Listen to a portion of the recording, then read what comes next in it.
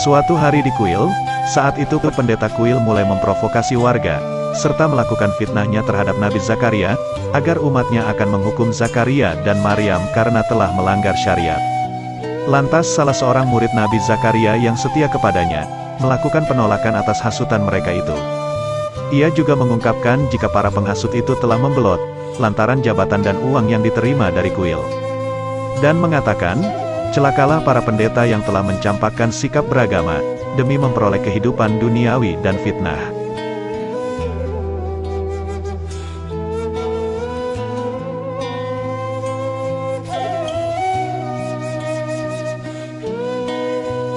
Sementara itu pendeta lainnya sudah menyusun siasat, dengan membayar orang-orang yang hadir pada saat itu, untuk membunuh murid Nabi Zakaria yang setia.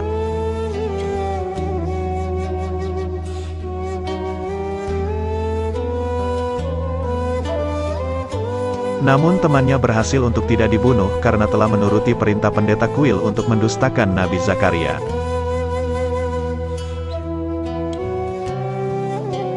Setelah itu, ia pun pergi untuk menjumpai Nabi Zakaria, dan mengabarkan jika nyawanya saat ini sedang dalam bahaya, dan menceritakan semua peristiwa di kuil tadi.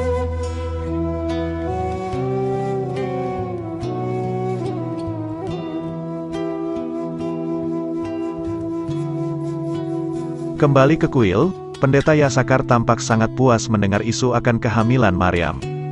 Ia sangat yakin, jika Maryam sendiri yang akan memberinya sarana balas dendam, dan sudah membayangkan hukuman apa yang akan mereka berikan kepada Maryam dan Nabi Zakaria.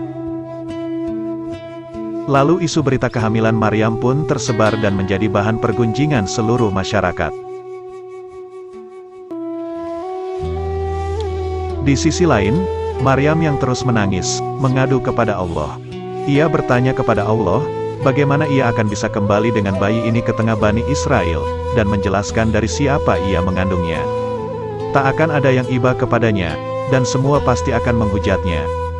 Maryam pun berencana akan pergi ke tempat yang jauh, agar tak ada yang menemukannya.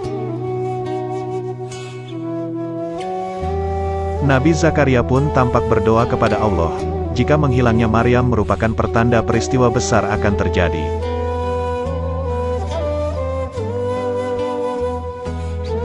Tiga para ilmuwan dari Iran itu terlihat masih terus meneliti komet yang melintas di langit.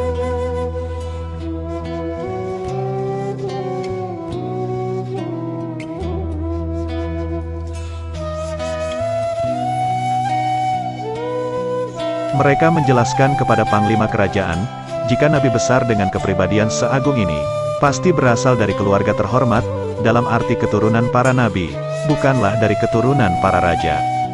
Pasti Al-Masih berasal dari keturunan Nabi Yahudi. Panglima itu pun menanyakan, mengapa para nabi yang akan datang harus dari keturunan nabi terdahulu.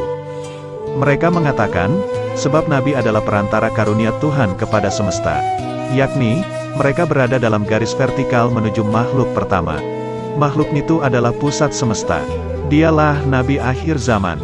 Kita semua juga menantikan beliau. Dia adalah utusan Tuhan paling akhir di muka bumi. Mendengar penjelasan tersebut, Panglima itu menduga juga Al-Masih adalah keturunan Nabi Daud. Mereka mengungkapkan jika sangat banyak keturunan Nabi Daud. Lalu mereka bertanya, apakah mengenal wanita yang memiliki sifat ibu seorang nabi? Adakah wanita yang memiliki sifat-sifat lebih mulia dibandingkan dengan wanita lainnya? Adakah wanita istimewa yang bisa melakukan keajaiban? Lantas Panglima itu tidak mau menjawabnya. Sebenarnya ia tahu akan ciri-ciri wanita yang dimaksud, karena ia teringat akan Maryam yang pernah menolongnya untuk kesembuhan anaknya itu. Dan pergi meninggalkan para ilmuwan itu tanpa sepatah kata pun. Saat Panglima akan beranjak pergi, mereka menduga jika ia tahu wanita tersebut, bukan saja mengenal wanita itu, bahkan mencemaskannya. Lantas Panglima itu tidak mau untuk mengakuinya dan akan beranjak pergi. Tapi mereka malah menahannya untuk mendengarkan cerita mimpi para ilmuwan itu tadi malam. Jika seorang pria berpakaian raja, sedang berjalan di tanah yang berwarna merah. Tanah itu memerah akibat darah orang-orang yang dibunuh di sekelilingnya. Raja yang dilihatnya sedang berpura-pura sedang menunggu matahari. Tapi begitu melihat matahari, ia memengsang busur dan membidiknya.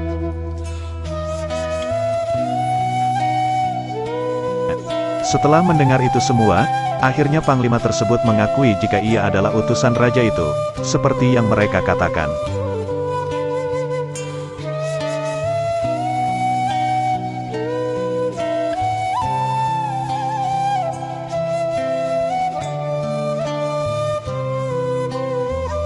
Lantas mereka pun menyayangkan hal itu dan tidak ingin menjadi sarana di tangan raja yang hendak membidik matahari.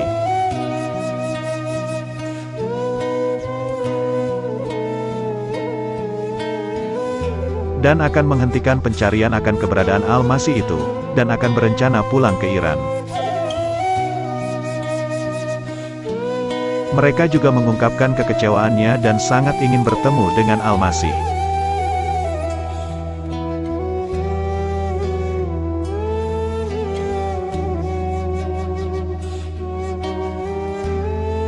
Dan akan pulang menghadap Raja Herod lalu mengatakan jika mereka tidak menemui Al-Masih. Dengan begitu, pencarian pun selesai dilaksanakan dengan tangan kosong.